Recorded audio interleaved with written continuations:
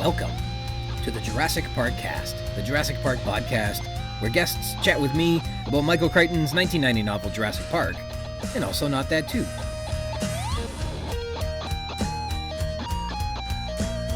My name's Ryan Rogers, and I'm a big dumb Jurassic Park fan. Welcome to episode 44, Control, recorded, January 24th, 2023. We're expecting a big snowstorm very soon. I'll let you know how it turned out.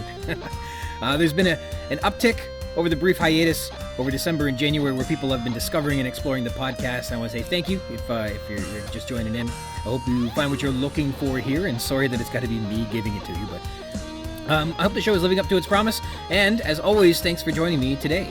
A continued thank you to Christoph Oakes of Snail, S-N-A-L-E, and you can check out his incredible album on Spotify and Bandcamp. Today's intro is from the song Death of a Dream, and our outro is Sleepyhead. Corrections today: I couldn't spell Garrett correctly for the life of me while negotiating terms with the I Know Dino duo. I don't know any Garretts, and I don't know how to spell it, and I even called him Gavin at one point. Repeatedly, I spelled Garrett's name incorrectly, and I'm super twitchy about that sort of thing, and I'm really sorry. But also very thankful that they were guests on the show, and I hope that you feel the same way. Are exploding bolos a real thing? In episode 41, The Road, my terrific guest Zoe Handley and I discussed exploding bolos, and I looked into this and found that there are something called exploding bolas with an A. I think that's spelled different than what the game does, but this appears in a James Bond film as one of Q's inventions. Bolas are a real type of thrown weapon with weights on an interconnected cord, which when thrown wrap around the legs of a subject, entangling them. Hunters and herdsmen might use these to snag a leggy animal like a sheep, for example. The exploding bolas entrap a subject and explode when the weights hit each other. So no, I don't think that they're real. And I also got Pavel Kubina confused with Alexander Karpatsev, which probably means nothing to almost all people.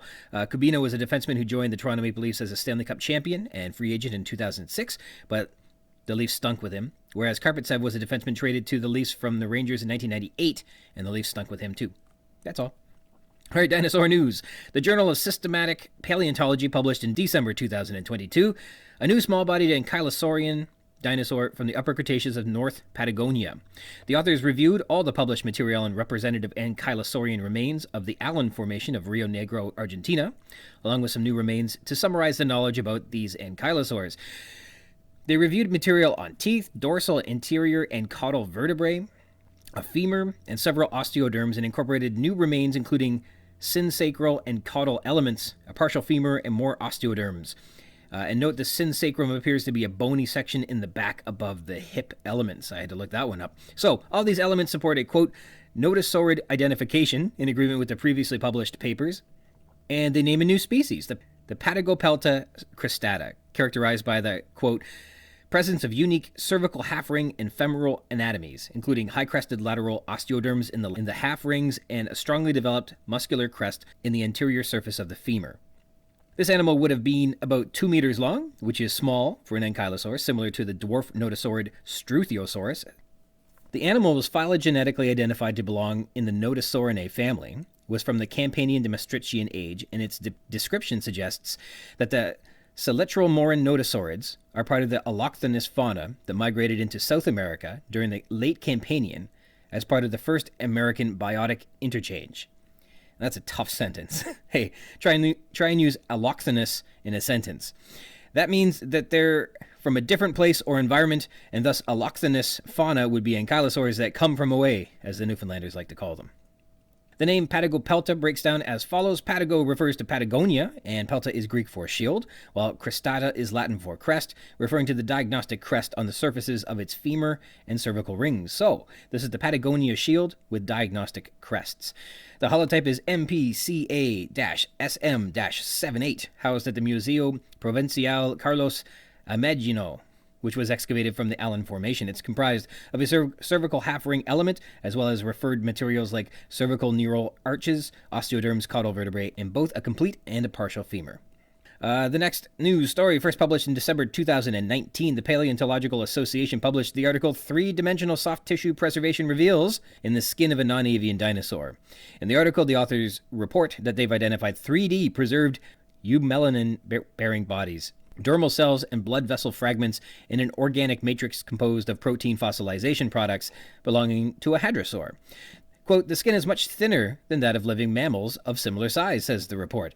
It is likely that the preservation of hadrosaur skin is related to the arrangement of the layers composing it. The abstract says that fossilized skin is most commonly associated with hadrosaurs, and it's been hypothesized that this skin is most resistant to decay due to such factors as thickness and composition. The specimen is called YPMPU016969, which is three-dimensionally preserved skin, and the author's interpretation is based on the, quote, structural preservation of layers, diagnostic cellular and organic matrix morphologies extracted from them, and chemical characterization of those layers and organic structures obtained by decalcifying them.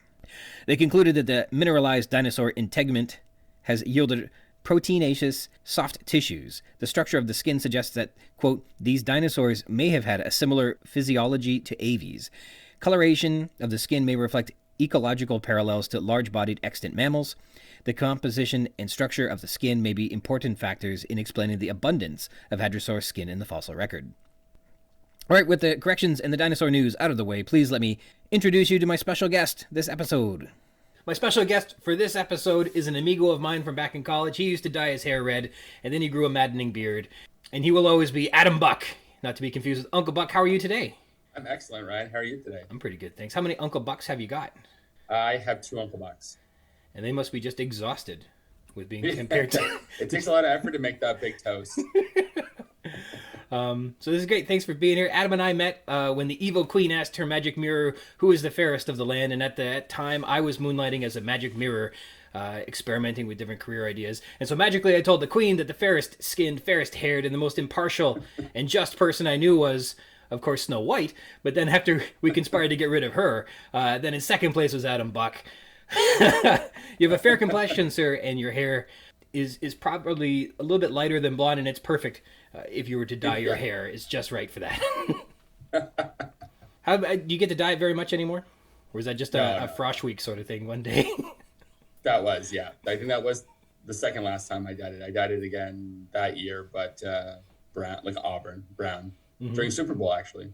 Okay. In support of a particular team, or just that's what was going on? No, some of the women on my dormitory floor were dyeing their hair, and I was like, all right, I've never been brown before. Let's go. Right on. I don't think there's a single photo of that either, though. I can't seem to recall if there's any photographic evidence of some of that stuff. It's kind of nice at the same time that those pre-digital camera days, that there's no evidence of some of the shenanigans that transpired back then. I'm okay with that. For the best, for sure. Well, that's right. We have all of these smart devices. I was just looking at somebody. I was laughing. Somebody had tweeted out. So Twitter used to show you what device your tweet came from. And at some point they deleted that. And so somebody put like this memorial to back when they had that on there. And it was this thread of this young lady whose mom had taken her phone away. And she was tweeting from her smart fridge. The tweets are like, I don't even know if this is going to work. My mom took my phone away. So that's too funny. I didn't realize you could download apps onto your smart fridge. It's smart, so which I think just means you can go on the internet, and we all know how smart the internet is. So right, it just means it's like interconnected, or it's Bluetooth capable, or Wi-Fi, whatever. So smart. So smart. All the best opinions are available at the touch of a finger. Yeah, absolutely. So I sent you a link about Stefan from Saturday Night Live. You mentioned you did not know Stefan. But wasn't as familiar. I never really watched, or still don't watch SNL. It was on past my bedtime as a kid, and it was just one of those things that I never really fell into. Although you know, those DVD collections of like the best of Christopher Walken or whatever, I remember there being multiple copies of those lying around the fraternity house, and them inevitably being on the TV at some point. So I've seen a number of skits, but I can't say that I ever watched SNL. So not super familiar with all of the characters. It's kind of become a legacy thing for me, but I mean, I remember when we started watching, I was taping them and watching them the next day, and those were like Mike Myers and Dana Carvey and Adam Sandler and Farley and the whole shebang before they got, you know, older and opinionated. They were Rob Schneider hadn't gone off the wagon or anything like that yet, so it was all good. But so anyhow, yeah, Bill Hader has this character that recommends the hottest clubs in New York. And so, folks out there listening, Adam came to mind to be a guest on this show because I recall bumping into him at this rockin' joint in Windsor, Ontario that used to be called The Loop. The Loop, yeah. Okay, so if you're looking for a good time, look no further. Windsor's hottest club is The Loop. Inside, it has everything. Alumni from Vincent Massey High School, double muds, a thrash metal band in the basement, your biological father, people falling down the stairs, and equal shots of vodka, rum, gin, blue curacao, and a splash of bar lime, coke, and tequila. The Loop. That's excellent. Yeah, The Loop. I was just in Windsor over the Christmas holidays, and that building, I'm not sure who bought it, but they were converting it, I think, into lofts or like residential units or whatever. But Zach Cranny was telling me that when they went in there and started tearing the place apart, they found that there was somebody living in the ceiling above the Loop for an undetermined period of time. They've been like coming up and down the fire escape.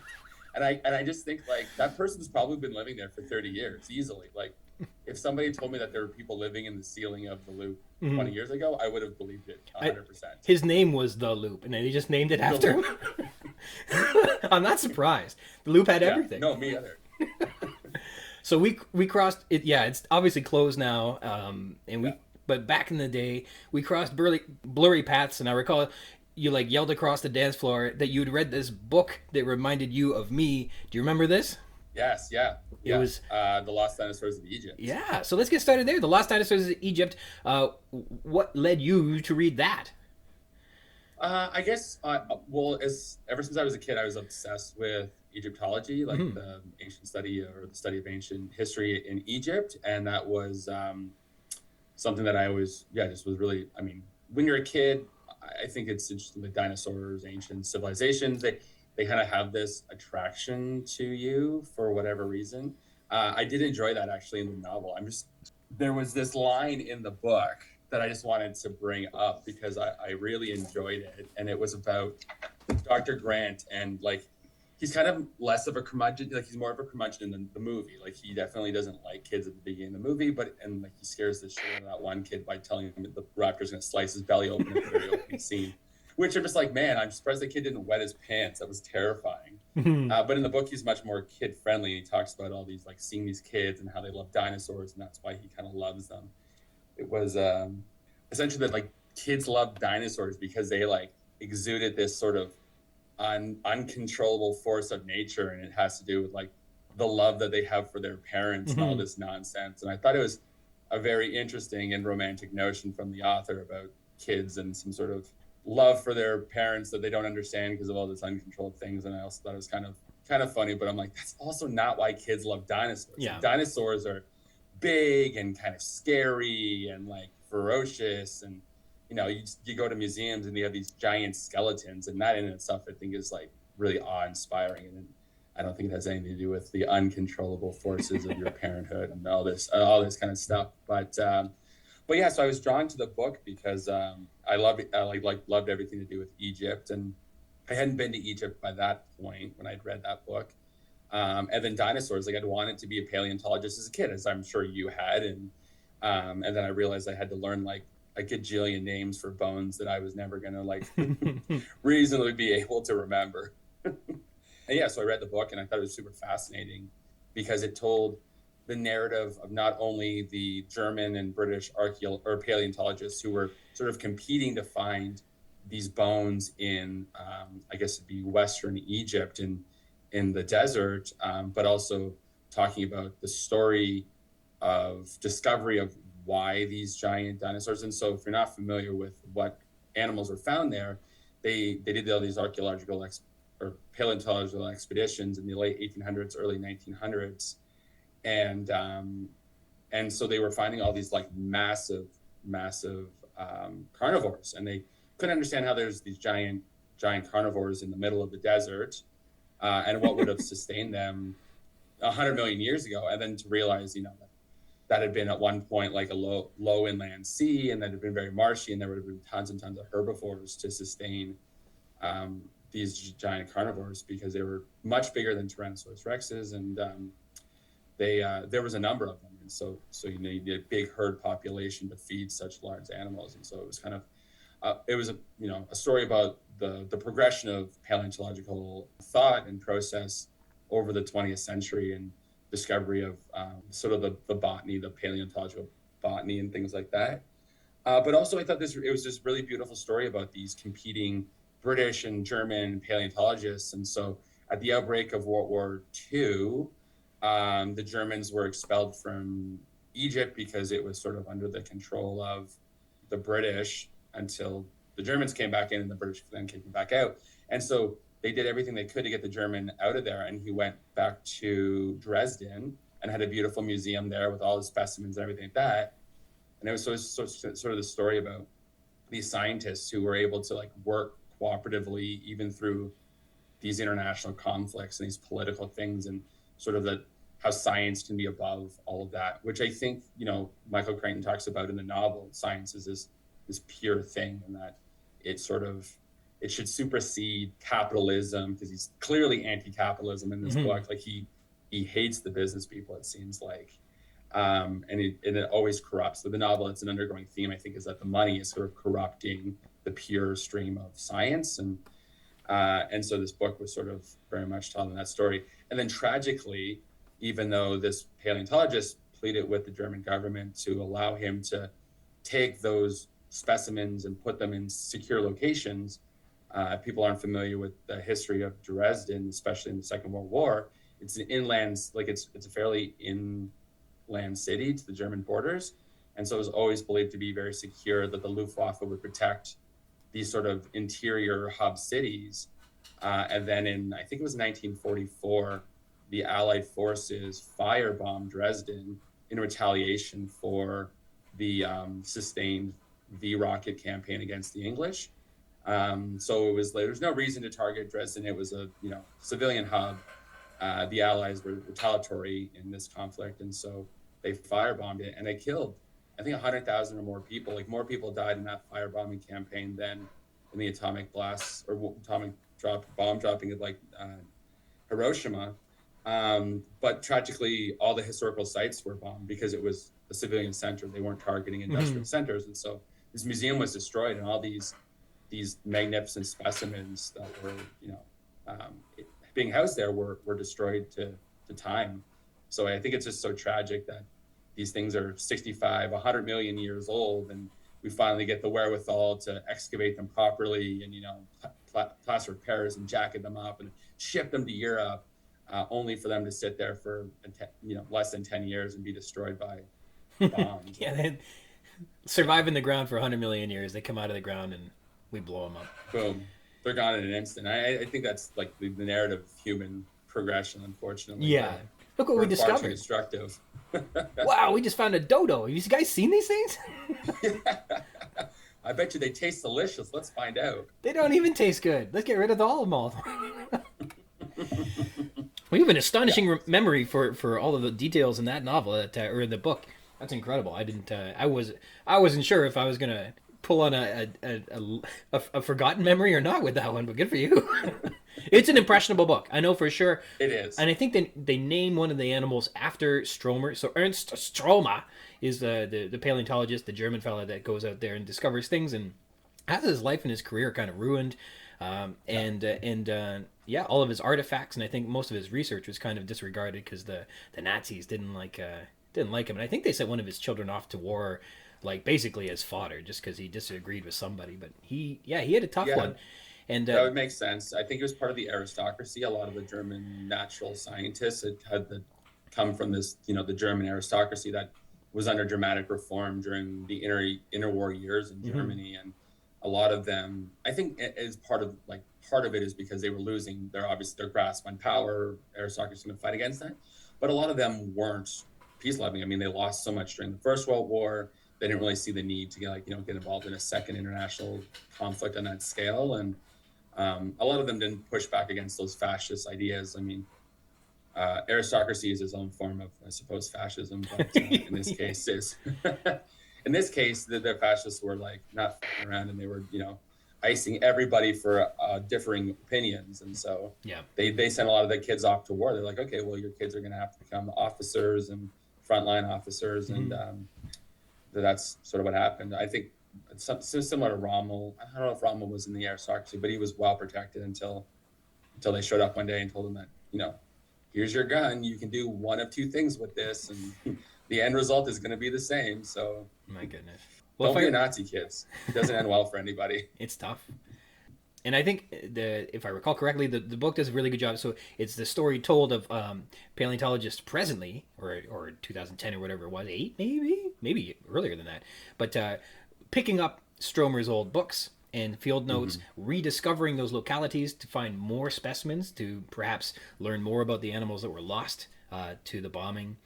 And yeah, it's really beautiful. And I think they named something after him. And so his forgotten legacy kind of is put back into the science and have a lasting impression. And I just remember the last page as all the stories tie together about the success of their return to Egypt and their honoring of Stromer and his work and stuff like that. It's super touching. And I remember that the end of that book is like very emotional, and it's awesome. If people haven't found The Lost Dinosaurs of Egypt, I'm sure a library has it out there somewhere. And I think it was sponsored by some sort of production company. So there's likely, if you were to search, a documentary of some sort. Although I imagine the book would do far more service to telling the entire tale than the documentary will. I think so. There was one final thing that really stuck with me, and that was they were talking about when these 21st century paleontologists went back, or maybe it was the late 90s, early 2000s, because I think I read this book in the late 2000s. So they said when they rediscovered these sites, there were a number of specimens that had been jacketed with plaster of Paris and old newspapers, because paleontologists of 100 years ago recognized that there was likely to be progression in the scientific endeavors and in the field abilities to recover. So they only took the very best specimens, and they left everything else that was too delicate or too fragile for the future, for people who would have better technologies, better capabilities, better understandings of extraction. And I thought that was just so wonderful, that there's this beautiful legacy that they just left behind, the things that they knew they couldn't properly handle for the future, and they did what they could to protect them. And so when these youngins showed up 100 years later, they find old newspapers and plaster of Paris covering these things, and they're able to pull that off and then extract these specimens, which are really great. Which just means, again, makes me sad to think about the really good ones that were lost. Yeah, definitely. And to this day, those, I don't know if they were the best specimens of Spinosaurus that had ever been unearthed, but they're the best reported upon ones, and they are lost. And today, Spinosaurus is an interesting and challenging and confusing and contentiously identified animal that people still aren't sure what to do with. But it's gone every time. It seems every year they reimagine. There's an argument to reimagine it a new way. And we'll only get closer, I suppose, as the arguments continue. That's how science works. You're never really at the science doesn't have a terminus, It's always the next thing and the next thing, and what's the next question? And I think that's part of why dinosaurs are fascinating, part of why Egyptology is fascinating, that there is an unsolved riddle. And I think when you're a kid, it's an answer that somebody can't give to you. But you can engage and kind of go on that journey. A riddle, in some respects, and especially big scientific ones, can be like a treasure map, and you don't know where the treasure's buried, but you keep kind of looking into it. And I think that is part of what draws a youthful mind, and one that's looking for answers to pursue that sort of stuff. And it's wonderful when there's, dinosaurs, or archaeology or anything like that. There is a tremendous amount of cool books, especially ones that are accessible for a young mind to really get to learn a lot of neat stuff, and you just get your imagination going for sure. And so absolutely, yeah. I think again with dinosaurs, I think and the book does a really good job of sort of flirting with the new paleontological thought that was coming out of the 80s and the early 90s, of this notion that dinosaurs are so much more similar to birds than reptiles. Mm-hmm. Like we always imagined throughout the 2000s or the 20th century that dinosaurs were reptilian because of their their claws, their teeth, they make you think of a Komodo dragon or other like large animals like that. And then for people to start examining, well, their bone structure actually is way more similar to birds, and the pelvis and the way that their hind legs are so much stronger, and they can stand on them. They have these small, stupid little arms that don't do anything for the most part unless they're quadrupeds. And and so the book flirts with that, and I think like that was the one. Like the book is beautifully written. Like it is so much fun to read, and it's not the first time I read it. It's been 20 years since I've read the book. And so going back and rereading it, I love that opening scene of the family on the beach, because that's completely from Lost World. Like that's the second movie. That's the opening of that movie. And so the book does such a much more eloquent job of introducing the dinosaurs and this concept. And immediately out from the gate, you recognize that it's utter chaos, that science doesn't have a control of it, that the island is in total disarray, because it starts off in Costa Rica, so you're not even on their island, and there's dinosaurs have already escaped, and so the readers immediately throw it into this like chaotic, uncontrollable world, and I think it's great. And so there's this like they're talking about using amphibious DNA, or these embryos in order to formulate, but then they're talking about how bird-like everything is, and so I think Michael Crichton, like he gets so close, like he does a great job of building this like beautiful world, and like the science fiction of like being able to create dinosaurs is so good, but then he lacks just like that little bit of imagination to like take the whole world a step forward, because they're still using the technology of the time to do these huge leaps and bounds, but then he just doesn't push the envelope forward just that like little extra bit to reimagine like how would those computer systems in a world like that actually be? Like they're using landline based communication systems, which causes problems further in the book. But satellite technology was around, and they could have had telecommunications based by satellites back then. And they were those giant satellite dishes. Like my neighbor had satellite TV in the early 2000s.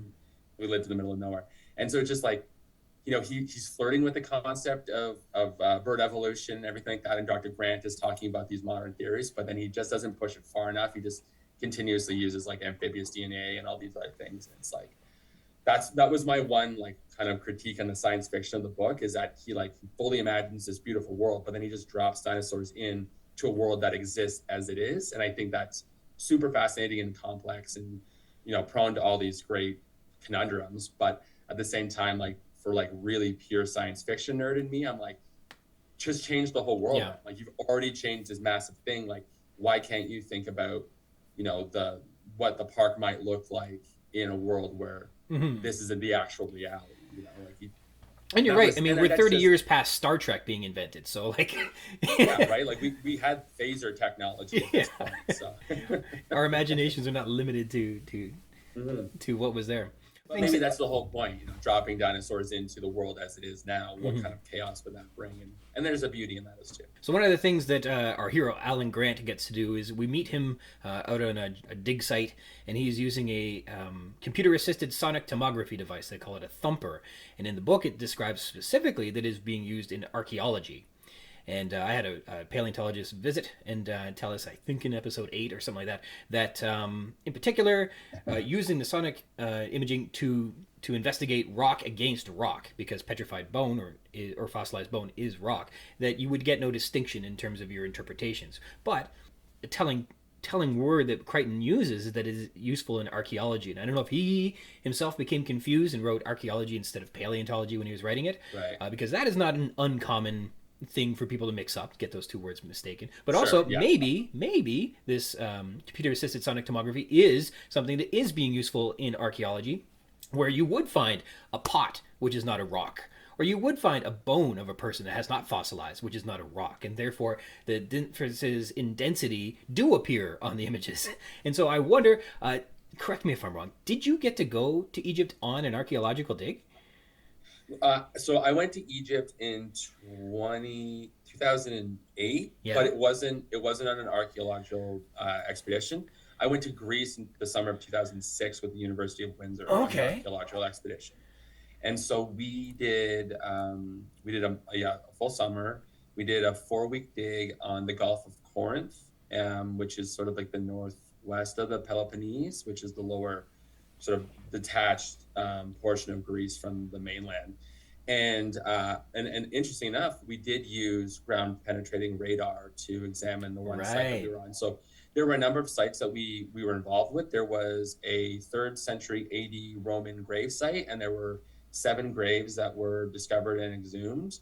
There was the primary site was from about 200 BC, and it was a Mycenaean settlement, and it was a unique settlement in all of Greece in that some of the features that were discovered there haven't been found anywhere else. And so they've done documentaries about it being the lost city of Atlantis. There was a massive perimeter wall that encompassed the entire settlement. And I think it was like 20 miles. Like, it was huge, huge, huge, huge. And so the grueling work of that site was to excavate this giant stone wall, which was about waist high when fully dug out. Ooh, yeah. And so that we always joked that was sort of the punishment to do that, because it was really tedious and it was monotonous. And get the students, it's their job to dig this out. Yeah, absolutely. And it was 40 degrees in the shade, like it was hot. But the interesting feature was this building that had 2 large stone vats that all of the archaeologists of that site, and so there was a director of the site, and then there was the American co-director who was sort of the financial backer, and then there were some American PhD doctoral students and a couple of European ones, and then there was this group of Canadian students that were undergraduate students that were really just there to kind of like fuck around and find out. It was just a fun time. We weren't like hardcore students by any stretch of the imagination. We weren't working towards PhDs or anything. And so they had these really big stone vats. And so they were trying to determine, they did analysis for dye residues, because they thought maybe it was like a facility where they dyed textiles. They thought maybe it was like some sort of food processing, like they were making, fermented fish or something. And I should really find out about that. I got invited back to like the 15th anniversary of that dig site, because they've concluded the dig is there, because they didn't really discover anything like significant in terms of like a statue of Poseidon or something like that. Like, we found coins when we were there. We found some really interesting pottery.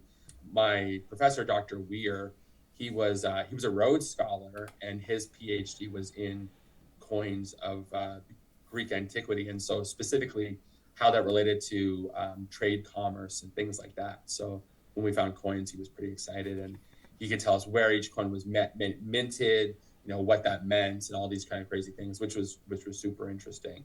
He was a fantastic professor. I don't know if he's still at the University of Windsor or not, but he was like a real life Indiana Jones, in that like Indiana Jones was a hardcore nerdy professor that spoke Latin, and his parents were missionaries, so he spoke Swahili and Latin, English, French. He was just a really, really interesting guy. Really? Scottish missionaries, I'm pretty sure. Yeah. Because I took one of his classes. He was kind of nerdy, but hardcore. Yeah. Yeah, but yeah. You're right. But I'm glad you got to know him deeper, because that's amazing. Yeah, he was a really, really kind human being, and he really encouraged everybody to just really envelop themselves in sort of what we were doing, and he was a great chaperone. Right on. On that quote, the one that I was talking about earlier, it was Grant decided that children love dinosaurs because this giant creatures personify the uncontrollable force of looming authority. Kids love them as they love their parents. Mm-hmm. And I was like, I guess it sucks if you're an orphan, you can't love dinosaurs. So, well, 2 things about that, and I think the other thing he mentions is that it gives them a feeling of strength or empowerment, that they are able to say the complicated names. It gives them some sort of power over this mystifying animals, which I don't know if is true. And 2, we know that Tim doesn't really like his dad at all. So like, he loves dinosaurs, but he doesn't really care for his dad. And I don't recall him saying anything especially positive about his mom, other than she's got a new boyfriend. That's about it. Yeah, they don't really. Yeah, she doesn't get brought up too much at all. So Grant's interpretation doesn't seem to hold up to Timmy's life experience, anyhow. Yeah, worldview and all of that stuff, which it's great. The novel is like so much timosity about all these different concepts that the author is trying to convey. He's obviously pro science, all these things, but then it's immediately corrupted. Like the very first story, the narratives that you hear are all of the scientists that are doing these short stopgap. They're not doing their jobs properly. So from the outset, the doctors in Costa Rica, and they send off the samples to New York and in Cornell. They're just like skeptics, and they're not. They keep fumbling the ball. Like they could get to the root of the discovery much quicker. I mean, that is much less dramatic and interesting for the reader, but. Yeah, it's just so interesting. Like he goes through great lengths to talk about how great science is, but then immediately makes all of the scientists inept and corruptible, whether that's because of just personal disbelief or money. In Dr. Wu's case, he keeps going back and telling him, and like, we need to let these dinosaurs die off. We need to do new dinosaurs. And Hammond's response is like, do you have any idea how much money we've invested? And like, you've done a great thing. Stop worrying. The park is going to be a success. And then, 10 pages later, it all starts falling apart in a big way. It's fascinating how you make a good point. Like the way it all puts together requires a certain like Jenga tower of things missing in the right spot, or else it doesn't work out. Like if that one herpetologist had not been in Borneo studying some sort of thing and just identified the specimen as not a basilisk lizard, it would have changed the direction of Grant getting the facts, and it wouldn't have would have changed some things. I suppose that Grant still would have been invited to the as a safety consultant, but I don't think but we wouldn't have got that wonderful investigation into Lazarus species and things like that, figuring out, hey, what is this thing? And so I guess it teases the mystery along nicely. So when you you mentioned you hadn't read the book in like 20 years, and then you sent me a picture of a copy that you found. That book looked perfect. Was it brand new? No, it's from there's a chain of used bookstores in Calgary called Fair's Fair, and so there's one near my work, and I went in there 2 Fridays ago and just was like, long shot here, do you happen to have a copy? And then they had one copy of it, and I scooped it up, $5.50. And if you keep the price tag on it, you can return the books back to that store and you get 50% off, or you get 50% back of purchasing price. Wow. So it's a remarkable used bookstore. There was one in my neighborhood that closed, unfortunately, a couple years back, but this main one, it's like I'm a kid in a candy store when I go there, because I love me some books, and a used book is, I think, the best way to buy a book. Mm-hmm. It looks super good. Like if you were to tell me that somebody else had read that thing, the corners were all like 90 degrees. It was incredible. I got it right here, baby. I can't believe it. It says soon to be a motion major picture. Like, so here's my copy. Like, can you see this? It's just like the back isn't even on the thing. Just gone to pieces. That's a well-loved book. I enjoy to see that as well. Here are pieces of it that have fallen out. It might be time for you to upgrade and keep that one on the bookshelf and have just have fun memories of it if you're losing pages already. How many times have you read the book? That's a little unfair, because there's 3 of them, and I've read some of them a couple times. But I've got one that I keep on a clipboard, open to the page I'm working on that day, and it's the one that was in the best shape. I think I bought that at the University of Windsor bookstore, actually, once upon a time.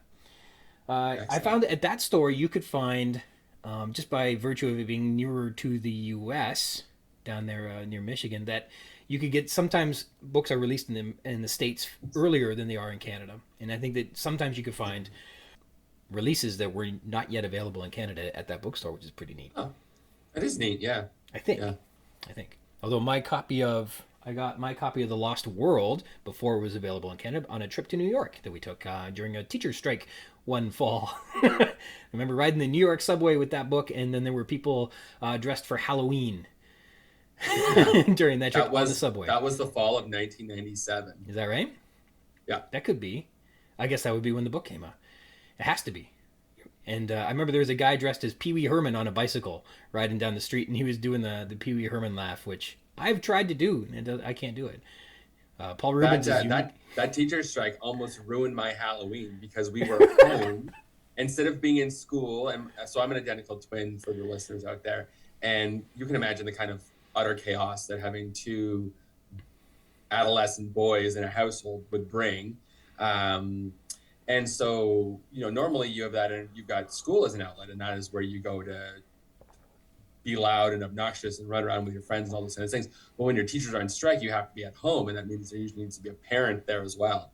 And my dad made my brother and I think we had to do like rake the leaves. It was fall, southwestern Ontario, so it was warm. We were outside, but my brother and I were like around so much that basically my dad was like, look, like if you don't behave, you're not going trick-or-treating this year. Oh, wow. And so there was this like looming threat. It was like, it's great that we have this like gifted vacation because our teachers are on strike, and I think they were fighting against, was it maybe Mike Harris at the time, and all of his cuts and things like that. And but my brother and I, we don't care why the teachers aren't working. We're just so happy that we don't have to be in school. Only to realize that maybe the authority at home is much more stern than it was at school, and so we had this looming threat of losing our trick-or-treating privileges. And that we were probably 12. I think that was like grade 7. So yeah, 12. I mean, that was probably the last year we could go trick-or-treating because my parents weren't like letting us when we were 16 years old go out trick-or-treating. So that's a precious time in a child's life. There's a finite amount of trick-or-treats left. You don't want to screw around with those. No, you're right. There is no next year. This is it. This is it, baby. Like I got to get my chocolate bars. So before you went out and found this book, I remember you said, I'm going to go find it and I'll read it before we meet. And my review was, it's got lots of very good parts and the bad ones are really simple to overlook. How does that hold up as a spoiler-free review? I think it's great. I like I said, the book is so well written. Yeah. Like it's so easy to just get lost in the flow of the author's narrative. It feels like at one point you're kind of part of it, but at the same time, like it's just really well written story. So, like I said, there are some, like for me, there were a few things like the pure science fiction of the whole thing. Like it could have gone a step further, but at the same time, like I think you're right. You can overlook all of these little shortcomings. There was just one thing that I thought was really interesting in that the only time the author ever brings up anybody's race or skin color is when the people are in sort of subservient roles. Like they get to the park and he says that there's 2 black men who open up the doors of the vehicles, or he talks about the doctor's assistant in Costa Rica, who's the only character that uses broken English, and they talk about like sort of those things. And so I thought it was kind of like, it's very American for sure, but the only time that he ever brings up race is in like these couple of really specific instances, and they're always people that have like, they're not main people, they don't have main jobs. The novel or the movie obviously changes. That's Samuel L. Jackson's like one of the head people. And hold on to your butts is a line that I use throughout my entire life and will continue to use. And I forgot that he says it 2 times in the movie. I thought he only said it at the beginning of the ride, and I forgot that he said it when he resets the power generator. So I was very pleasantly surprised to hear it 2 times out of his mouth. Yeah, for sure. I think, and Crichton does it a couple times. I think when the helicopter arrives at the very beginning in the prologue, that one of the people carrying the injured worker is said to be a black person. And you're right. There is the only time that race is brought up is for some reason to further characterize an employee that's standing around in coveralls, And I looked into so they're called Tecan workers. Tecan, I guess, is what you call people from Costa Rica, and I don't think it's a slur. I think it's like Norwegian, except for they're Tecan. Sure. Yeah. I don't know for sure, but that's what I've. Or it could be the indigenous population or the indigenous name for the people from Costa Rica, something like that. Yeah. Yeah, and I looked into like what is the demographic. What is the demographic makeup of people from Costa Rica? And they're, as you would imagine, generally Latino, or and so I look at how many are black, and it's like 1% to 2% or something like that. So even in when Crichton is envisioning, had he been to Costa Rica, I don't know. When he's envisioning a worker from Costa Rica, this is what he comes up with. And I just finished The Lost World over again, and I found that I think that Crichton must have been acutely aware of some of the responses he was getting on his portrayal of women and portrayal of visible minorities, because he makes 2 specific characters, Arby and Kelly, in the second book, who are 2 children that kind of stow away and make it to the second island. And one is a little girl, and one is a really smart black boy who is the child of 2 doctors, I think, or something like that. I think it said his mom was a gynecologist. And I think kind of got this feeling the last time I read it, and I just finished it recently. At the very end, there's a very strong feminine character named Sarah Harding. She's the hero of the book. She drags people by their collar to save their lives, no matter who they are. Like Malcolm is a bloody pulp by the end of the movie, and she's dragging him, and she won't let this guy die. And she is the hero for the Kelly character, the little girl. And the girl is basically Sarah Harding gives her like the pep talk. She says, "You got to. Nobody's going to believe in you because you're a girl. Everybody's going to tell you what to think. Believe in yourself. Forget what the doubters say." And basically, Kelly saves them as they escape. Spoiler alert. And, but I think like Crichton must have felt, because it's clear in Jurassic Park that there is something about the portrayal of women and visible minorities that is problematic. Like it's easy to see, hey, what's he doing here? And it's not evil. It's not wrong or anything. It's just it doesn't improve the narrative at all. Like it doesn't add anything. And so when you come across these descriptors, you're like, well, why? Like who gives a shit that these are black men that are opening up this car door? Like it didn't add anything to the scene, to the narrative, to that moment. Yeah. And so it was like, what a weird choice to put it in here. And because it happens so few times, it's not like Panda Dr. Grant in his pale white head shining in the light. Like they don't talk about that at all. And then again with Ellie, like Ellie I think is the only character that gets her like physical appearance really described in a fairly sexualized way, other than maybe Ian Malcolm, because they describe his like all black clothes, like black sneakers. And so those are maybe the only two characters where they would talk about what they're wearing. But with Ellie, it's very much like showing her midriff. She's wearing kind of these short shorts with these legs and everything. And you're like, why? Like, what is this? This doesn't really add anything. Like they could have described her as the frumpiest of frumpy looking people. And you would have been like, cool. But like, she's a badass paleontologist and she's an expert in her field. And she's got all these things going on in her world. And it's just like, okay. So you have to wonder why he inserted these little descriptors in at the moments that he did. And maybe part of that's because he's like, well, I'm writing a book for juvenile males and they all want to know about this leggy blonde. The comic book crowd, yeah. And I think there's another really telling moment where Dr. Wu is talking about DNA and how it hasn't evolved in a long time. And there's just this moment about how people in their everyday lives, walking down the streets, bouncing their pink little babies, never think about, I don't know, that DNA is very ancient or something like that. And just the baby could be anything. It could be any kind of little baby, but it's a pink little baby. And pink little baby. And it's and these are everyday people doing regular city things. And it's just you're right, these odd little things. And I think whether he knew it when he wrote it or not, I'm certain when he did The Lost World, had a second chance to revisit this universe, he specifically made these two characters that were gonna be a response to that, and they're better characters. And so I think that he became aware of it, if he were unconscious of it, which I got a hunch that he might have been when he did it. I'm sure that was like in a lot of unconsciousness. Like he wrote the book in the 80s, right? And so I think between the overlap of, you look at sort of what happened within the Hollywood context, because I'm sure when he was writing The Lost World, he's like, I'm gonna make another movie. Like that last movie made $1 gajillion. I would be stupid to think that this is gonna be a novel and that's the only format this work will ever be.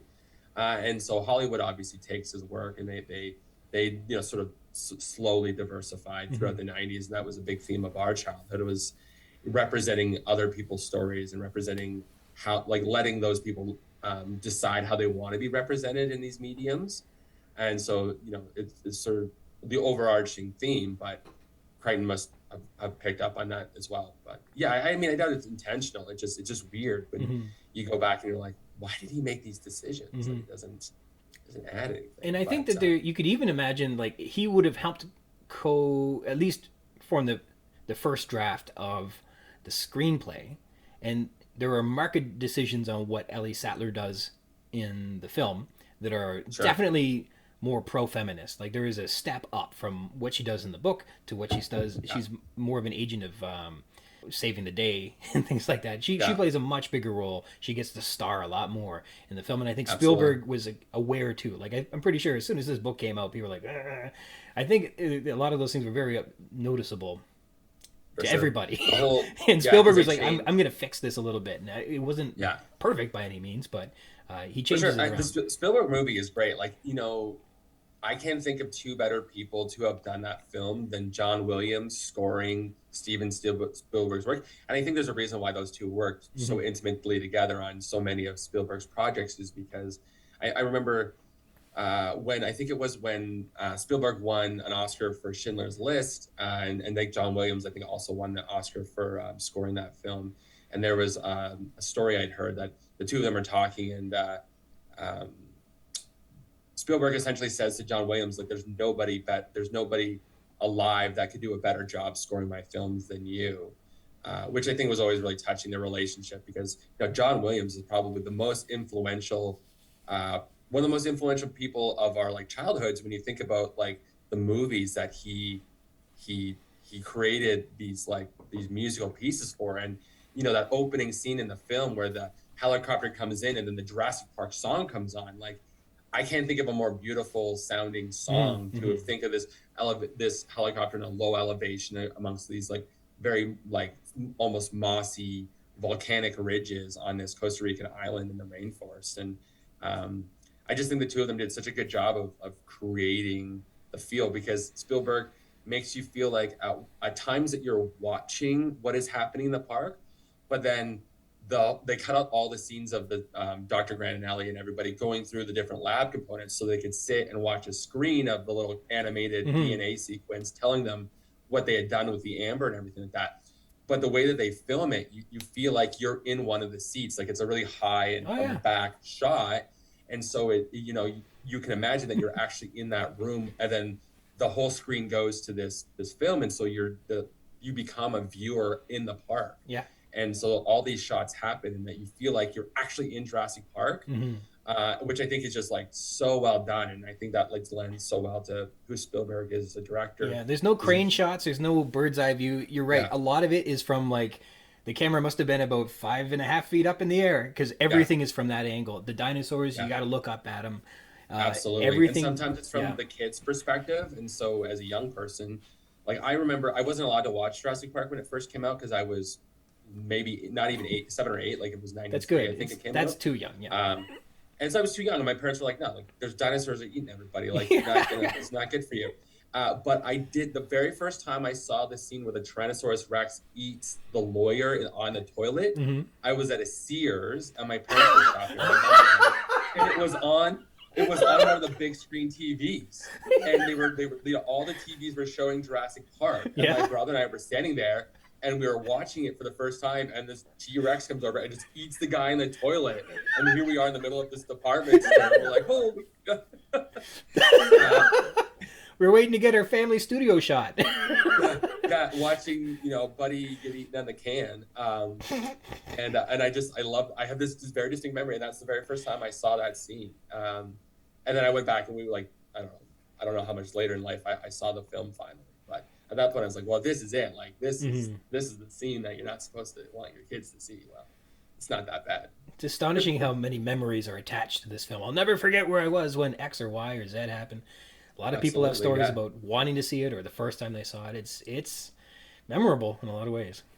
For sure. And as a kid, like, I mean, I love dinosaurs. I wanted to go to Queen's to study paleontology, because it was the only school in Ontario that offered paleontology as a full-time thing. I think the University of Toronto did it maybe only when there was enough students available or something. Okay. But Woodstock, Ontario is sort of near where I grew up. It was like the main hub of the rural areas where I was living.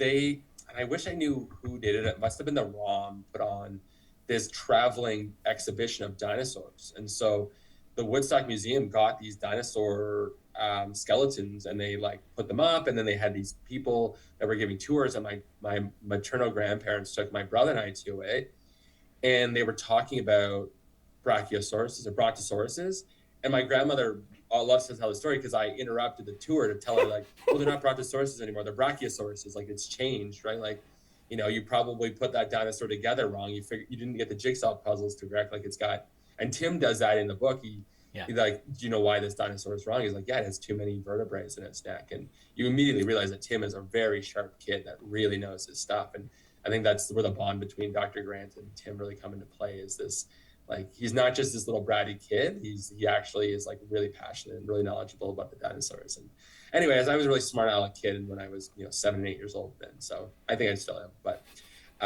my grandma loves that story because I was telling the paleontologists or the tour guides that they were wrong about their dinosaur specimens. Yeah, right on. Well, boy, we're short on time. I wanted to ask you more about, like, as a twin, you must have spent some time considering what cloning means and have some sort of perspective on what it would be like to be able to have another one of you around. And as a twin, there you've got some experience as to what that would be like. And so, but beyond that, really, we only have a few moments left. I want to hear about your favorite character, your biggest surprise in the book. When you read the book, what part of it did you get to? You said you almost are close. I think I'm on page 354. So okay. I got through most of it. I'm so close to the end. And I know that, like I said, in the book, way more people die. Like, everyone gets eaten by velociraptors, and I'm really excited to see, because I know, I'm not spoiling this because I already heard it. Like, I know Dr. Hammond dies, but he doesn't die in the movie, and it's been forever since I've read the book, so I can't quite remember how his demise kind of falls apart. Okay. So I'm excited to see how they kill off some of these characters, which you can tell that Michael Crichton wrote this and was like, okay, this is a standalone book. Like, I'm just going to kill everybody off at the end. Like, everyone gets eaten by dinosaurs. And in the movie, they obviously are like, no, let's milk this cow. Let's get as many sequels out of this as we can. So let's maybe not kill off dear old Dr. Hammond. But I don't know. I think Alan Grant is like, when I was a kid, he was my favorite. Yeah. And I think the casting is so well done that, because it had been 20 years since I've seen the movie as well, like, I just had these fuzzy images of what they all looked like in my mind when I'm reading this. And so, because the descriptors are so good in the book, that you're able to rebuild these characters. And then when I sat down and watched the movie, I was like, oh yeah, that's actually what they looked like. I had these kind of fuzzy faces in my mind. Mm-hmm. I think Alan Grant is my favorite, but that's just, the little 8-year-old boy in me who loves paleontology. And he's kind of quiet. He's kind of reserved. He doesn't. Ian Malcolm is that loud, obnoxious rock star personality. He's like, I'm so smart. Listen to how smart I am. I told you so. Blah blah blah. Or Dr. Grant kind of reserves judgment at the beginning. He's just like very cautious. He's like, I think that this is probably a bad idea, but also the little kid in me is very excited about the fact that there are dinosaurs here, and I want to take full advantage of that. Yeah. I think Ian Malcolm is in the book, and I'm pretty sure in the movie as well. They describe him both times as being like a rock star. Yeah. Do you feel like Jeff Goldblum was playing the rock star, and can you put your finger on which one? Because to me, like, I don't know, he's got the Jerry curl sort of thing going on. Like, he could have been coming out of Motown or something. I'm not sure what. Well, yeah, or I think like Axel, because he's got all that black and his shirt's kind of unbuttoned a little bit. And certainly, I mean, the other thing too is like, because it's become such a huge component of pop culture. Like, you're watching it and there's like Wayne Knight on the beach, and there's the meme where he's like, nobody cares. Like, no, Dobson, or Dobson's here. Like, there's this like beautiful thing. But one of my favorites is when Jeff Goldblum is like shirt undone, but he's been injured. He's lying on the bed, and that sort of that little bit of light is kind of coming in and falling on his bare chest, and it just, I love that so much. Yeah. And Jeff Goldblum is such a big personality that he really does capture that well. And it's hard to know if it's always hard to know if he's playing a character or if he's just playing himself. Like, it just seems like Jeff Goldblum walks on his set one day. He just starts talking for whatever period of time, and then he goes home and he's the exact same person at home. Wouldn't that be something? Yeah. It would have been fascinating if you pictured like the rock star as like Lemmy Kilminster from Motorhead or something like that. Just came walking. Oh, yeah, Lemmy. What types of rock stars? What if we were to change that paradigm? How many different iterations of Malcolm could have been very interesting to employ? And is he a womanizer in the novel? Because he's certainly a womanizer in the movie. Like, he does flirt with Ellie in the book, but I don't remember him talking about his like next Mrs. X Malcolm as he does in the movie, because I think it's a little bit more overt, his like coming on to Ellie. And right, maybe he was more of a Rico Suave type of rock star instead of... Yeah. I don't recall in the novels him talking about his ex-wife. There are some mentions of having like romantic liaisons. It is mentioned that he is so in the second one, he and Sarah Harding had a fling.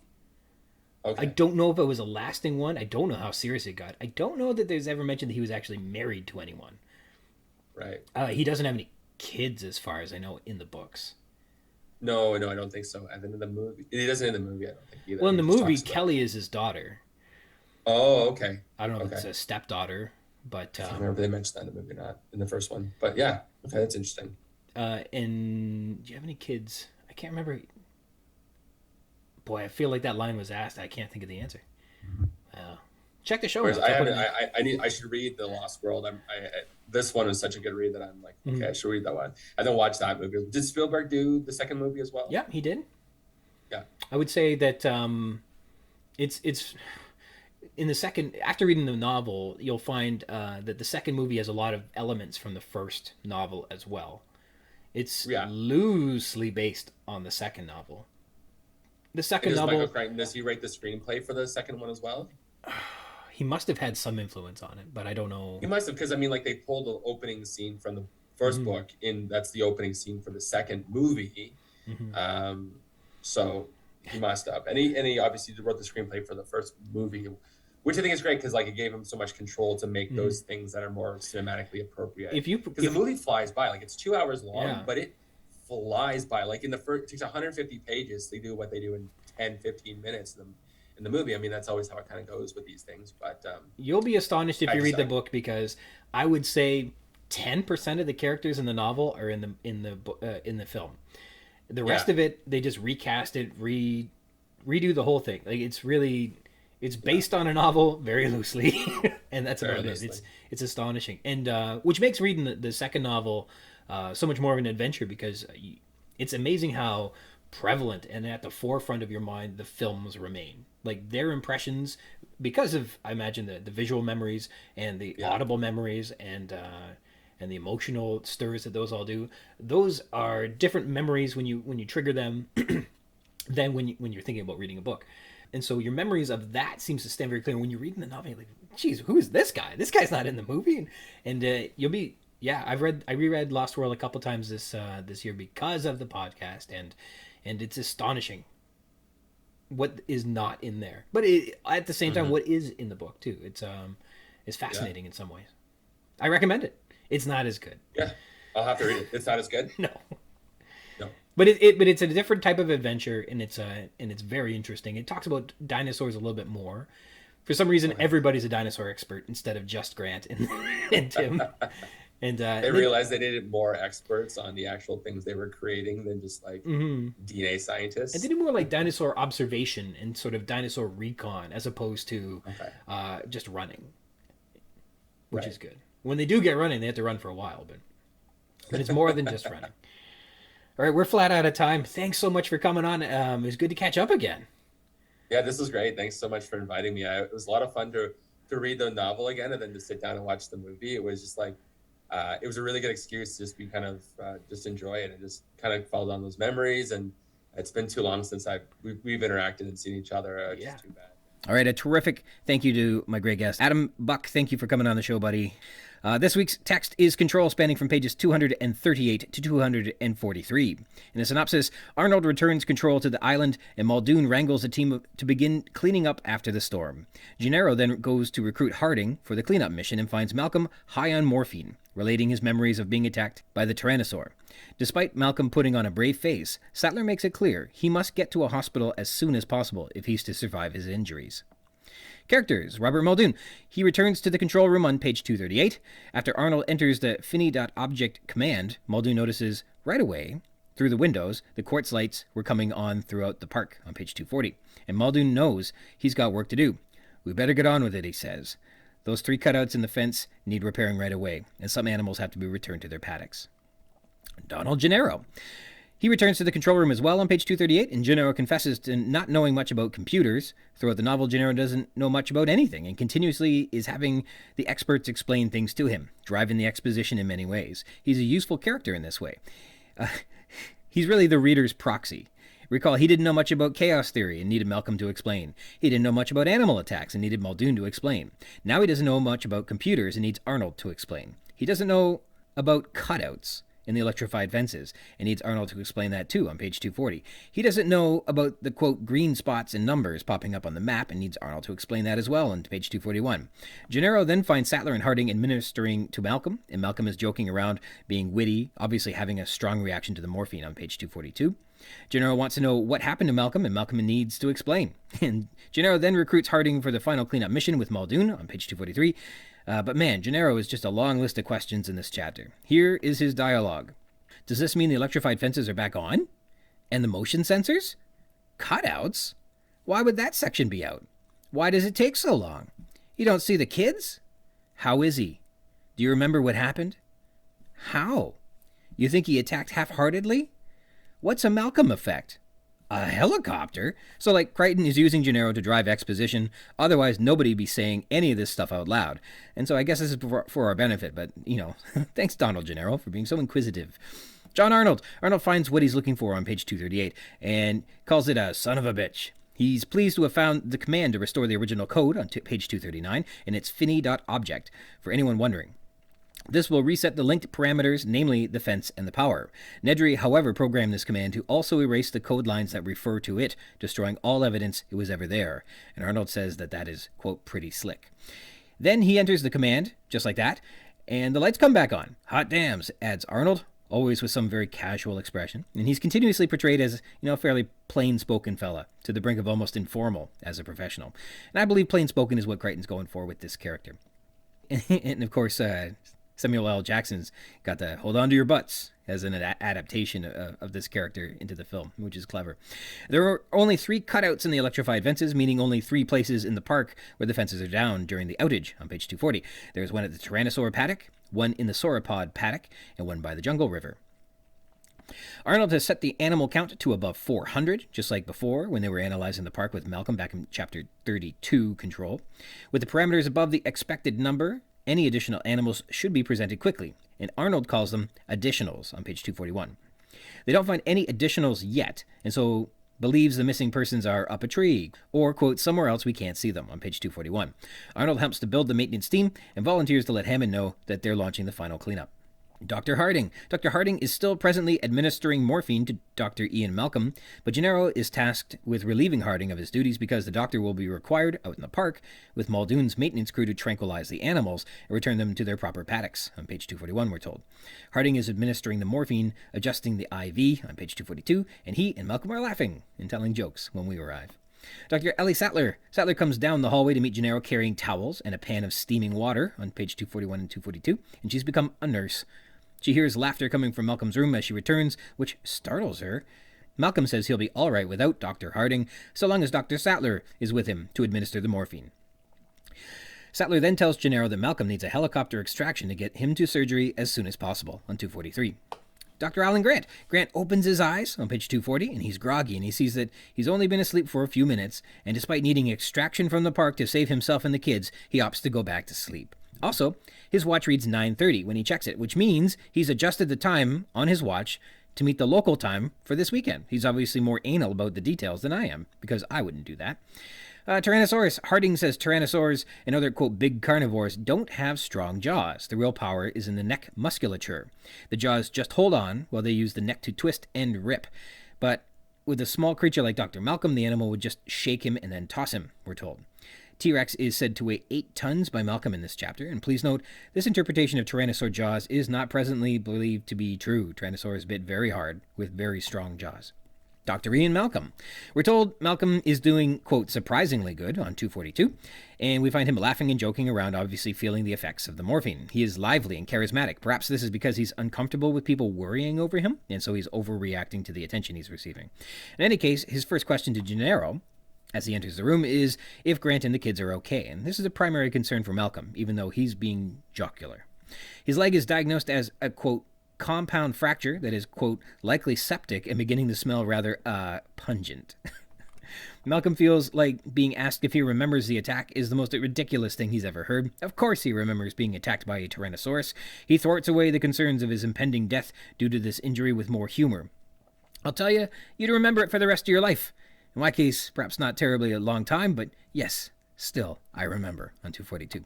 He blames himself for trying to run from the dinosaur. It was too close, and it caught him easily. He admits he panicked. The Tyrannosaur lifted him in its jaws by the torso, and Malcolm can show a, quote, broad semicircle of bruised punctures running from his shoulder to his navel, on 242.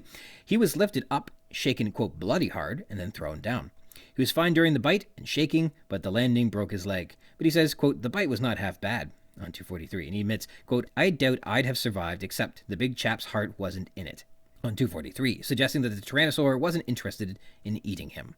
Malcolm sort of humorously alludes to his own megalomania. Quote, it pains me to say it, I don't honestly feel I had his full attention, admits Malcolm, and he'd only be pained by this because his stature and presence doesn't command respect from the Tyrannosaur as he expects his academic stardom does in other circles. And recall, he acts like a rock star. So being bit by a Tyrannosaur is a lesson in humility, and I think there's at least one listener out there who I know will relate to this. For anyone out there who takes umbrage with the now bastardized utility of the expression, I'm humbled, I think this is a great example of the I feel humbled expression being used correctly.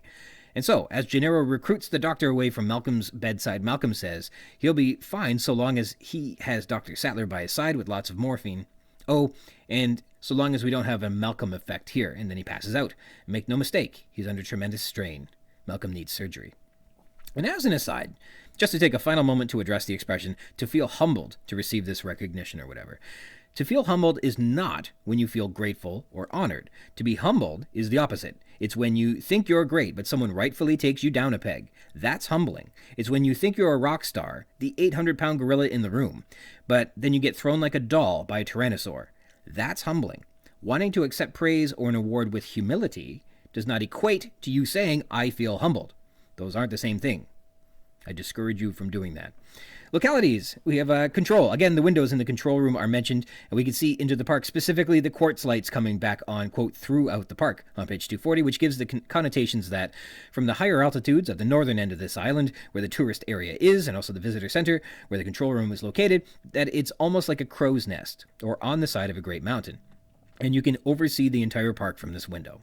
Recall again, there is a, quote, vertical glass see-through map of the park, and on it, tracking the animal's power resources and everything like that can be done. Also, Arnold, quote, twists in his chair as he switches from looking at the map and looking at his computer, so the map isn't in view of his monitor. And he also has to twist in his chair to consult the map. Isla Nublar. There are 50 miles of electrified fencing in the park, we're told on page 240. As well as the, quote, cutout in the electric fence is described as, quote, Sector 12 near the main road. So, the place near the Tyrannosaur paddock on the main road where the land cruisers were attacked is in Sector 12 for anyone making a Jurassic Park map out there.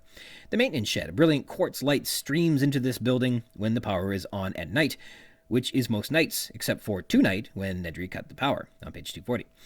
The sauropod paddock, there is said to be another cutout in the electric fence in Sector 11 near the sauropod maintenance building. This suggests that the Tyrannosaur may have entered into the sauropod paddock, and we'll get that confirmed when the hadrosaur stampede features the Tyrannosaur.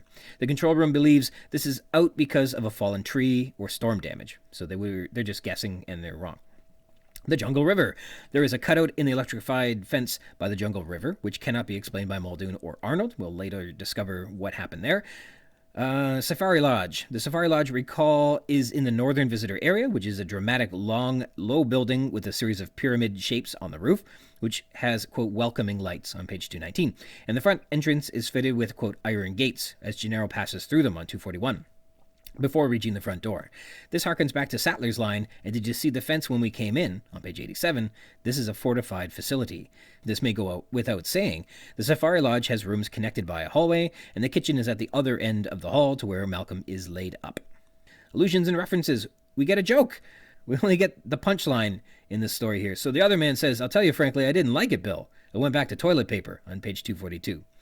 I took a peek at the internet, and as far as I can tell, the joke goes like this. Hi, Bill. Hi, Ian. Say, you look a bit uncomfortable. Are your pants bothering you? Oh, well, you see, Bill, I recently just purchased a toilet brush. Okay, and this is making you uncomfortable? Well, I'll tell you frankly, I didn't like it, Bill. I went back to toilet paper. Brilliant. So no wonder Harding is rolling on the floor laughing at that joke. It's a good one. And a big thank you to the terrific guest, Dr. Scott Persons, for participating in our little skit. Thank you, Scott. The Malcolm effect. Ian Malcolm is the second character to bring up the Malcolm effect, which, for now, should be considered like an expression of doom. Think of it as a complete system collapse, leaving everyone entirely vulnerable. Control of any kind is lost. The earlier reference is on page 220. So Malcolm is aware of the Malcolm effect, and we know Hammond and Arnold are aware of it, and perhaps it was part of Malcolm's paper that he sent to the designers before they broke ground. I don't know. He may not like that it's a phenomenon named after him, but maybe he does. I don't know. That Malcolm brings up the Malcolm effect, and this is while he's joking about dark and foreboding ideas like nihilism and mortality, there's a connotation that the Malcolm effect is bad. Plus, this is the second time people have said that they do not want to have a Malcolm effect. Foreshadowing of an inciting incident. Usually I'd put this in the literary techniques section, but while we're discussing the Malcolm effect, it serves as foreshadowing. Malcolm says he'll be fine so long as he has Dr. Sattler by his side with lots more morphine. Oh, and so long as we don't have a Malcolm effect here. And then he passes out. Wait, what? What's the Malcolm effect? Are we going to have one? Well, I guess we can all predict that this is exactly where the novel's headed, right? We just don't know what that is yet. So some foreshadowing. Stylistic techniques. Repetition. Although he knew enough to know what it meant when a high-tech company went back to source code, it meant big, big problems on page 239. And here, big really emphasizes the stakes here. This is sometimes done with italics, sometimes done with capitals or a bold font. Here, it's done as part of the language, part of an expression, rather than through rhetorical emoting. In any case, we're not to lose sight of the fact that going back to source code is bad, and it will be consequential if the park does it. Italics. Of course, I remember, on page 242, says Malcolm, with the italics betraying strong emotions that he's having. Later, Tyrannosaurus rex is italicized as if it were in an academic paper, which it is not, but it follows in the common convention of giving the Latin name of a species and genus in italics. Colon. Arnold pointed to the screen. Colon. Computer jargon is then listed on page 238. Here the colon presents a list of search results. Quartz light. Colon. The power was back on! Exclamation mark on page 240. Here we get more of that cause and effect structure. Seeing quartz light indicates a realization of truth. Semicolon. Quote, the control room would spot him. Semicolon. They'd send a car to pick him and the kids up. He'd tell Arnold to recall the supply ship, and they'd all finish the night in their own beds back in the lodge on page 240. Here are two ideas connected by a semicolon. I think this could have been two sentences if you were to replace the semicolon with a conjunctional clause like then. And then this would be, two separate sentences. But I think Crichton has a taste for semicolons. They're very common in this text anyhow. Rhetorical questions. Do you think you could be bitten by Tyrannosaurus rex and it would escape your mind? On 242, suggests Malcolm with some incredulity. And of course he remembers. That's a rhetorical question. You don't need to answer that. Ellipses. You mean Grant and the kids? Ellipsis.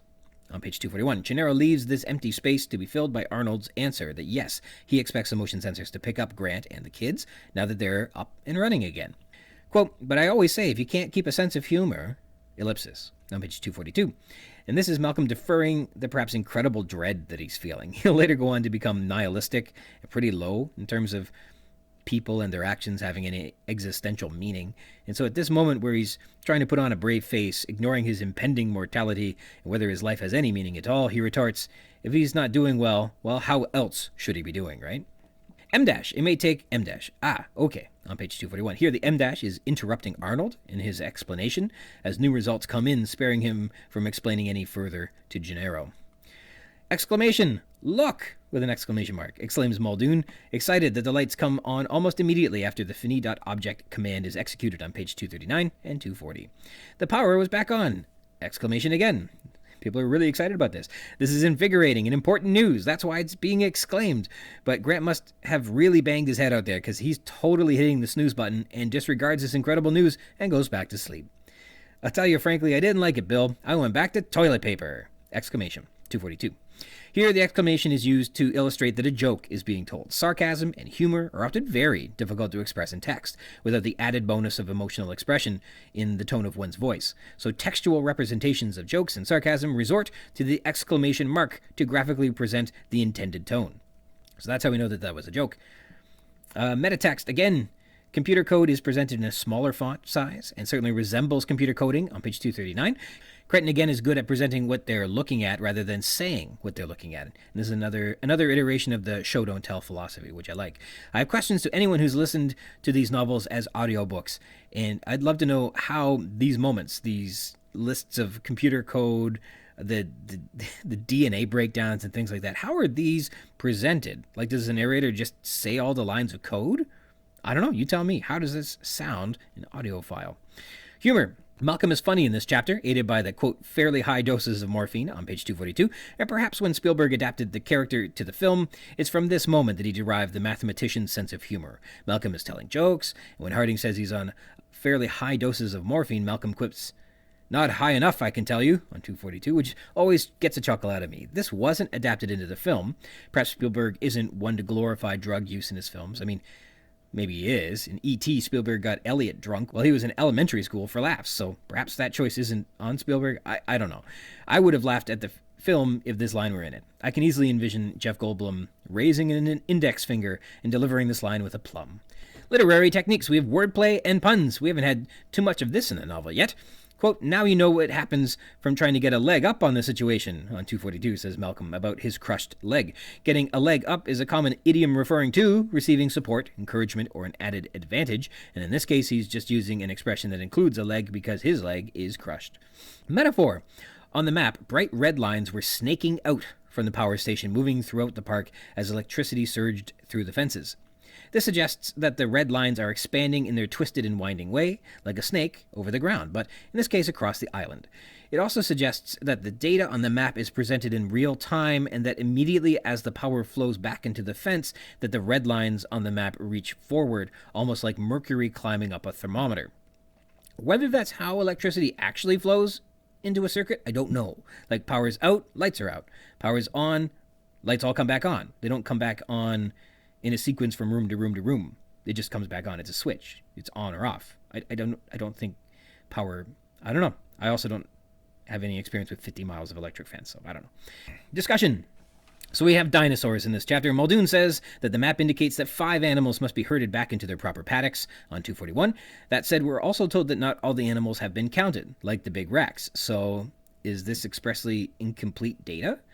And we must take umbrage with Harding's description of, quote, big carnivores in this chapter. He says they don't have strong jaws. Fact check, yes, they do. And I go into more detail in episode 41, The Road, if you want to check that out. But the twisting and ripping described by Harding here is consistent with Muldoon's observation upon investigating Ed Regis's severed leg earlier in the episode The Road as well.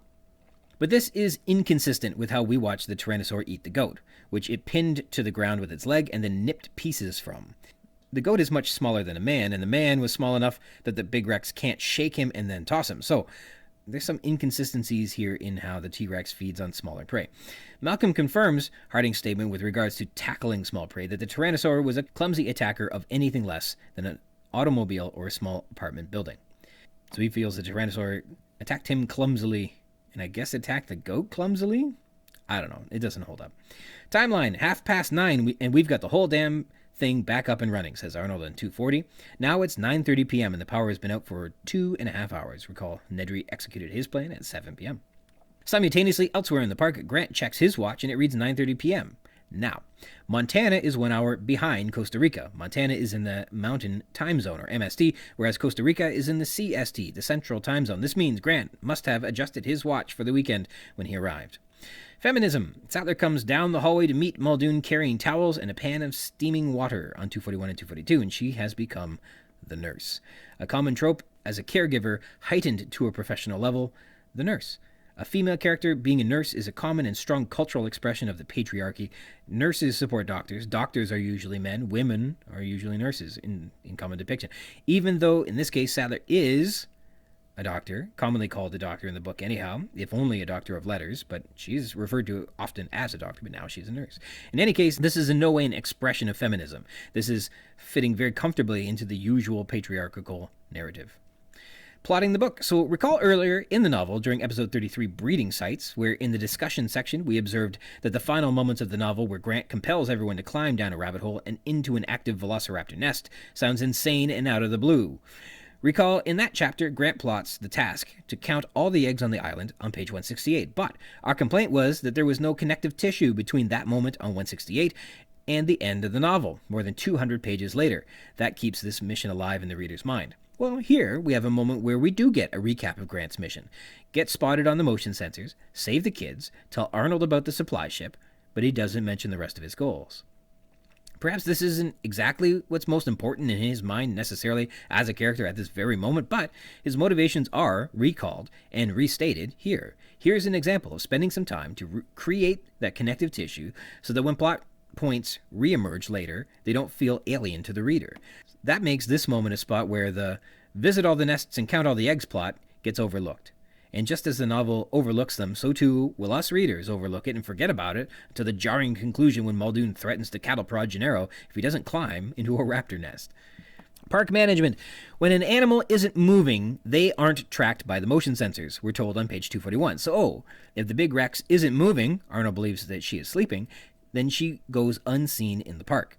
This both reveals a flaw in the control mechanism of Jurassic Park, but also gives us a bit of dread for the unknown. The Tyrannosaur could reappear anywhere at any time. We don't know where she is. This also suggests that during the overall animal count in episode 32, that every animal was moving during the calculation at that specific moment. How does that sit with you? Again, here I am reading way too much into this, but I think this is a flawed contrivance in the concept of the park management, right? Like, for the animal count to work, and for them to get to tally all the animals at any specific moment, for them all to appear, they all have to have been moving. Just, if a single one isn't moving, it would go missing, and then there would be an alarm. Like, it's just feels like a contrivance in terms of the problem of this story. Also, there is a maintenance crew that supports Muldoon in making repairs after the storm on page 241, and Arnold says herding will be required in the herding of escaped animals, so that's part of how this park is managed. And that's it. Again, a big special thank you to Adam Buck for joining us on the show. Thank you so much, Adam. I want to sign off today also thanking you for joining me. If you want to read along in the book and add some thoughts to what we've been discussing on the show, or be a guest on the show and chat with me about anything you like about Jurassic Park, you can do that by connecting with me at my ryanSrogers@gmail.com. If you'd like to be a guest, drop me a line and we can try and set something up. We can rehash, tear down, gush over, and chit-chat about any part of the book, or also not the book, all you'd like. Jurassic Park-Cast is part of the Spring Chicken's banner of amateur intellectual properties, including the Spring Chicken's Funny Pages, Tomb of the Undead graphic novel, the Second Lapse graphic novelettes, The Infantry, and the worst of them all, the King Street Capers. You can find links to all that baggage in the show notes by visiting the schickens.blogspot.com or finding us on Facebook at facebook.com/springchickencapers. For me, I'm on Twitter at RogersRyan22. Thank you dearly for tuning into the Jurassic Park-Cast, the Jurassic Park podcast, where we talk about the novel Jurassic Park, and also not that too. Until next time.